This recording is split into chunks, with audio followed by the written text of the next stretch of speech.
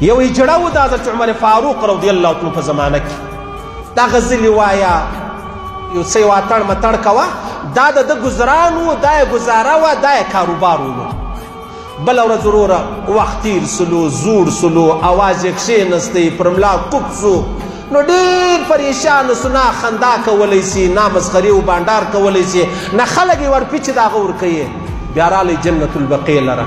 چې رالی والله چې ډېر وژړل ولی الله زه یم ګناهګاره زه یم نافرمانه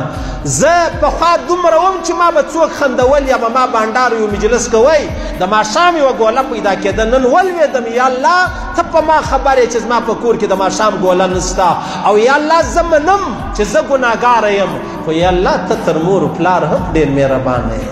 زه منم چې یا الله زه ګناهګاره یم خو نا امید نه یم و تا ته ډېر امیدواره یم حضرت عمر فاروق رضی الله تعالی عنه په مسجد نبوي کې بیدولو نو یې خوب لیدی یا غږ ورباندې وسو یا الهام ورته وسلو چې ژر زما دا بنده ته ځان ورسوه حضرت عمر فاروق رضی الله تعالی عنه چې راپورته سلو په منډې منډه کښه ولاړې جنت البقیع لره قبرستان لره په لچ پښو ورغلی هلته یوه درخته ده یو سړی ناست دی و الله ته ژاړي حضرت عمر فاروق چې ولیدی هغه په منډه سو په ځغستا سلو چې په منډه سو حضرت عمر فاروق ورته ویل مځغله مځغله ودرېږه داسې نه چې زه راغلی یم زه راستول سوی یم هغه ورته ودرېدی ویل چا راواستولې ول هغه چا راواستولم چې چاته تا ژړل تا پر یاد کوئ دومرې وژړل ول یا الله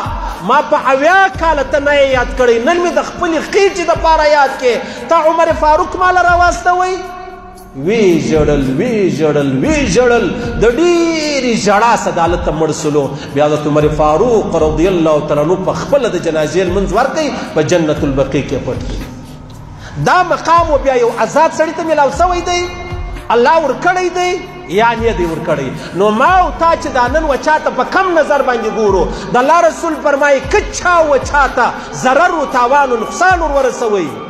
الله رسول فرمایي و ما ته د نقصان ورسوئ او چا چې ما ته نقصان ورسوي هغه الله ته نقصان ورسوي او الله ته چې څوک نقصان ورسوي هغه به ځي جهنم لره الله دې موږ وساتي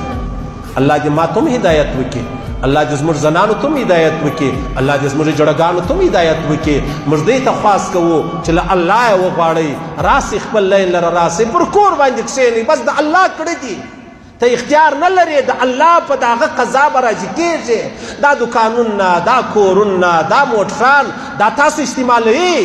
دا د خپل هغه خواهش چې دی هغه له تاسو پوره کوئ ولې تاسو ځانونه جهنم ته اماده کوئ ولې دا انسانان و جهنم ته اماده کوئ الله دې موږ ټول وساتي الله دې موږ ټولو ته هدایت وکړي یوه خبره دا سوه